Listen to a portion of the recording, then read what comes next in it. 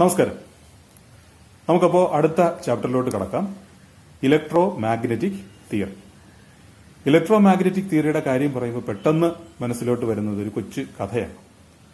പണ്ടൊരു പണ്ഡിതനുണ്ടായിരുന്നു. അദ്ദേഹത്തിന്റെ പ്രശസ്തി എല്ലാ ഭാഗത്തേക്കും ഇങ്ങനെ പരന്നു വരുന്ന സമയത്ത് അദ്ദേഹം ഒരു നാട്ടിലൂടെ കടന്നു പോകുമ്പോൾ അവിടുത്തെ രാജാവ് അദ്ദേഹത്തെ വിളിപ്പിച്ചു. എന്നിട്ട് ഇദ്ദേഹത്തെ ഒന്ന് പരീക്ഷിക്കാൻ നിശ്ചയിച്ചു. രാജാക്കന്മാരൊക്കെ പണ്ട് അങ്ങനെയാണല്ലോ. അങ്ങനെ ഇദ്ദേഹം പരീക്ഷിക്കാനായിട്ട് വിളിപ്പിച്ച് കുറെ ചോദ്യങ്ങളൊക്കെ ചോദിച്ചു കഴിഞ്ഞ് പണ്ഡിതൻ അതിനെല്ലാം കൃത്യമായിട്ട് മറുപടി പറഞ്ഞു. ഇങ്ങനെ മറുപടിയൊക്കെ പറഞ്ഞു കഴിഞ്ഞപ്പോഴത്തേക്ക് ഈ പണ്ഡിതനെ കുഴപ്പിക്കാൻ എന്താണ് ഒരു വഴി എന്ന് ആലോചിച്ചുകൊണ്ട് രാജാവ് പറഞ്ഞൊരു കാര്യം ചെയ്യാം. അത് എന്റെ കയ്യിലിരിക്കുന്ന ഈ നാരങ്ങയാണ്. അദ്ദേഹം ഒരു ചെറുനാരങ്ങ കയ്യിലെടുത്ത് വെച്ചിട്ടുണ്ടായിരുന്നു. ഞാൻ ഈ നാരങ്ങ എറിഞ്ഞ് അത് മുകളിൽ പോയി താഴേക്ക് വരുന്നതിനകം വെച്ച് മഹാഭാരതത്തിന്റെയും രാമായണത്തിന്റെയും സംഗ്രഹം നിങ്ങൾ പറഞ്ഞിരിക്കണമെന്ന് പറഞ്ഞു. സമ്മതമാണെന്ന് ചോദിച്ചു. പണ്ഡിതനൊന്ന് ആലോചിച്ചു. എന്നിട്ട് പറഞ്ഞു ആ സമ്മതമാണെന്ന് പറഞ്ഞു. രാജാവ് മുകളിലേക്ക് നാരങ്ങ എറിഞ്ഞു. അപ്പോൾ അദ്ദേഹം പറഞ്ഞു മഹാഭാരതം മണ്ണാലച്ചത്ത്. നാരങ്ങ തിരിച്ചു വരുമ്പോൾ അദ്ദേഹം പറഞ്ഞു രാമായണം പെണ്ണാലച്ചത്ത്. ഇത്ര സിമ്പിളായിട്ട് അദ്ദേഹം പറഞ്ഞു വെച്ചെന്ന് നോക്കണം. മഹാഭാരതം എന്ന് പറയുന്നത് രാജ്യത്തിന് വേണ്ടിയുള്ള യുദ്ധത്തിന്റെ അനന്തരഫലമായിരുന്നു, മണ്ണിന് വേണ്ടിയുള്ള യുദ്ധമായിരുന്നു. രാമായണം എന്ന് പറയുന്നത് സീതയ്ക്ക് വേണ്ടിയുള്ള യുദ്ധമായിരുന്നു. ഏറ്റവും ചുരുങ്ങിയ വാക്കുകളിൽ ഈ രണ്ട് മഹാകാവ്യങ്ങളെ സംഗ്രഹിക്കാനായിട്ട് പണ്ഡിതന് കഴിഞ്ഞു എന്നുള്ളതാണ്. അതുപോലെ തന്നെയാണ് നമ്മുടെ ഇലക്ട്രോമാഗ്നറ്റിക് തിയറിയുടെയും കാര്യം. ജെയിംസ് ക്ലർക്ക് മാക്സ്വെൽ എന്ന് പറയുന്ന വളരെ പ്രശസ്തനായ, ഒരുപക്ഷെ ഐൻസ്റ്റീൻ ജനിച്ചില്ലായിരുന്നു എന്നുണ്ടെങ്കിൽ ഫിസിക്സിന്റെ ചരിത്രത്തിലെ ഏറ്റവും മഹാനായ ശാസ്ത്രജ്ഞനായി അറിയപ്പെടേണ്ടുന്ന വ്യക്തിയാണ് ജെയിംസ് ക്ലർക്ക് മാക്സ്വെൽ. ഇപ്പോഴും അങ്ങനെ അല്ലെന്നല്ല, ശരിക്കും പറഞ്ഞു കഴിഞ്ഞാൽ ശാസ്ത്രം എടുത്തു കഴിഞ്ഞാൽ, ഫിസിക്സ് എടുത്തു കഴിഞ്ഞാൽ അതിന്റെ ത്രിമൂർത്തികളെന്ന് പറയുന്നത് ന്യൂട്ടൺ, മാക്സ്വെൽ, ഐൻസ്റ്റീൻ എന്നിവരാണ്.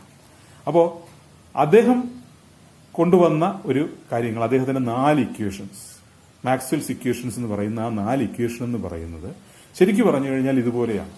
അന്ന് വരെ നിലനിന്നിരുന്ന മാഗ്നറ്റിസത്തിലെയും ഇലക്ട്രിസിറ്റിയിലെയും എല്ലാ റോളും, നമ്മൾ അതുവരെ വിശ്വസിച്ചിരുന്നത് മാഗ്നറ്റിസവും ഇലക്ട്രിസിറ്റിയും ഒന്നല്ല രണ്ടാണെന്ന്. അങ്ങനെയല്ല, ഇലക്ട്രോ മാഗ്നറ്റിക്സ് എന്ന് പറയുന്ന ഒരൊറ്റ ഫിനോമിനയാണുള്ളതെന്ന് അദ്ദേഹം പ്രൂവ് ചെയ്യുന്നത് അദ്ദേഹത്തിന്റെ 4 ഇക്വേഷനിലൂടെയാണ്. അവിടെ അദ്ദേഹം ചെയ്യുന്നത് നിങ്ങൾ അത് പഠിക്കുമ്പോൾ മനസ്സിലാവും. ഗോസ് തിയറം നിങ്ങൾ പഠിച്ചിട്ടുണ്ട്. അതുപോലെ തന്നെ ഫാരഡേസ് ലോ, ആംബിയേഴ്സ് ലോ, ഇതെല്ലാം കൂടി ചേർത്ത് ഒരു 4 ഇക്വേഷൻസ് അദ്ദേഹം ഉണ്ടാക്കുകയാണ്. പക്ഷെ ആ ഇക്വേഷന്റെ പ്രത്യേകത എന്ന് പറയുന്നത് ഇതാണ്, അത് ഏറ്റവും മനോഹരമായി ഈ ഇലക്ട്രിസിറ്റിയിലെ മാഗ്നറ്റിസത്തിലെയും എല്ലാ നിയമങ്ങളെയും ഒന്നിച്ച് ചേർത്ത് വയ്ക്കുന്നു. അതാണ് അതിന്റെ ഏറ്റവും വലിയ ബ്യൂട്ടി എന്ന് പറയുന്നത്. അപ്പോൾ അതുവരെ നമ്മൾ കരുതിയിരുന്നത്, നേരത്തെ പറഞ്ഞതുപോലെ ഇത് രണ്ടും രണ്ടാണെന്നുള്ളതാണ്. അതിലൊരു മാറ്റം വരുന്നത് 1820 1820 ഹാൻസ് ക്രിസ്റ്റ്യൻ ഓയർസ്റ്റഡ് എന്ന് പറയുന്ന ശാസ്ത്രജ്ഞൻ, അദ്ദേഹം ഒരു എക്സ്പെരിമെന്റ് ചെയ്യുകയായിരുന്നു. അപ്പോൾ ഒരു സ്വിച്ച് ബോർഡ് അവിടെ ഉണ്ട്, ഒരു കീ ഇതുണ്ട്, ഒരു DC സർക്യൂട്ട് ഉണ്ട്.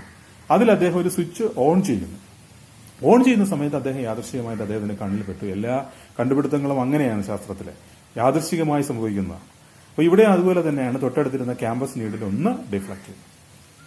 അത് കഴിഞ്ഞ ശേഷം അദ്ദേഹം അത് ഓഫ് ചെയ്ത് നോക്കിയപ്പോൾ വീണ്ടും ഡിഫ്ലക്ട് ചെയ്തു. അതോടുകൂടി ഹാൻസ് ക്രിസ്റ്റ്യൻ ഓയർസ്റ്റഡിന് ഒരു കാര്യം മനസ്സിലായി, ഈ ഒരു സംഭവത്തിൽ ഈ സ്വിച്ച് ഓൺ ചെയ്യുമ്പോഴും ഓഫ് ചെയ്യുമ്പോഴും മാഗ്നറ്റിക് എന്തോ ഒരു സംഭവിക്കുന്നുണ്ടെന്ന്.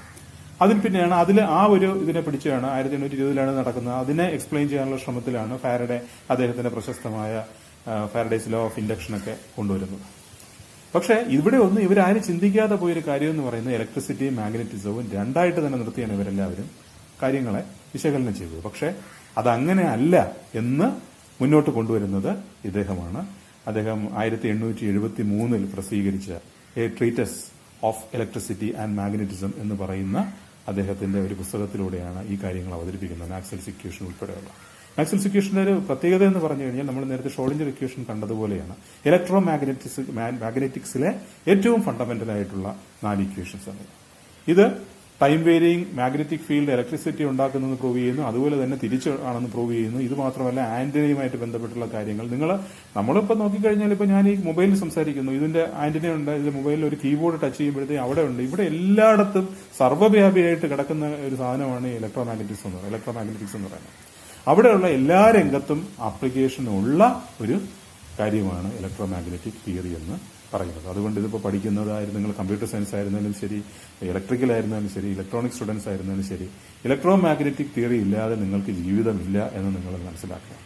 അതിന്റെ ഒരു ആദ്യത്തെ പടിയായിട്ടാണ് നമ്മൾ ഫിസിക്സിൽ കുറച്ച് കാര്യങ്ങൾ പഠിക്കുന്നത്.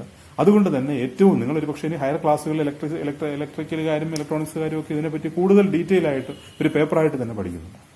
അപ്പോൾ അതിനുള്ളൊരു നല്ല തുടക്കമായിട്ട് ഈ ഒരു ചാപ്റ്ററിനെ കരുതുക. ഇതിൽ നമ്മൾ ഏറ്റവും ഫണ്ടമെന്റൽ ആയിട്ടുള്ള ആ ഇക്വേഷൻസ് എങ്ങനെ വരുന്നു അതിലേക്കുള്ള കാര്യങ്ങൾ മാത്രം, അതിന്റെ ഒരു ചവിട്ടുപടി എന്ന് മാത്രമായിട്ടാണ് ഈ ഒരു ചാപ്റ്റർ എടുക്കുന്നത്. ഓക്കെ, സത്യത്തിൽ അവിടെ ഒരു കാര്യം കൂടെ പറഞ്ഞിട്ട് നിർത്താം. മാക്സ്വെല്ലിനെ സംബന്ധിച്ചിടത്തോളം മാക്സ്വെൽ എന്ന് പറയുന്നത് വളരെ ചുരുങ്ങിയ കാലം മാത്രം ജീവിച്ചിരുന്ന ഒരു ജീനിയസാണ്. 48-ാമത്തെ വയസ്സിലാണ് അദ്ദേഹം മരിക്കുന്നത്.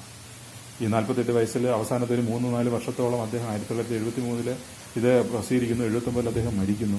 ആ സമയത്തൊക്കെ തന്നെ എന്ന് പറഞ്ഞു കഴിഞ്ഞാൽ കടുത്ത അബ്ഡോമിനൽ ക്യാൻസർ കൊണ്ട് അദ്ദേഹം സഫർ ചെയ്യുകയാണ്. അതിനൊക്കെ ഇടയിൽ പോലും ഇത്രയധികം നേട്ടങ്ങൾ കൈവരിച്ച ഒരു മഹാനായ മനുഷ്യനാണ് മാക്സ്വെൽ. അദ്ദേഹത്തിന്റെ മുന്നിൽ സാഷ്ടാംഗം പ്രണമിച്ചുകൊണ്ട് നമുക്ക് ഈ ചാപ്റ്ററിലോട്ട് കടക്കാം. നന്ദി.